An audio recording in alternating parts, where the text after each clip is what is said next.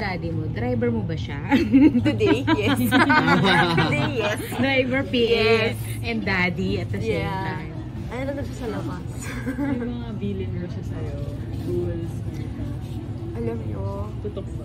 ang pinakabilan niya lang talaga sa akin every time na may project ako or basta iiwan niya ako. Kasi sa Manila ako nag-stay, tapos siya sa Batangas. Ang pinakabilan niya lang talaga sa akin is huwag kang tanga. Malaki tiwala sa akin ng dad ko. So, alam niya na yun, huwag kang tanga. So, alam ko na yun na, girl, huwag kang tanga. Can you give us an insight of how he is off-cam? Is he a funny guy? May kulit din ba siya? My dad is like my best friend. Like, I don't know how to explain it. Yung dynamic namin, parang sobrang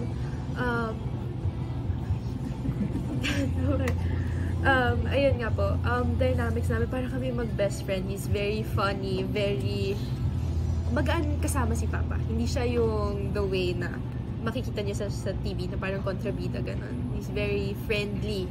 Lahat tutulungan niya, ganun, as much as he can.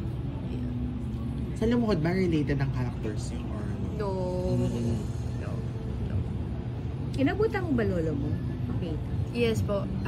He passed away when I was 7. Aware ka na iconic din siya in his own way. Yeah, whenever, kung like, meron kami pupuntahan na events, ganyan, may mga tao, then malalaman nila na apo ako ni Paquito, gagayahin nila yung tawa ng lolo ko. Okay? Gano'n sila.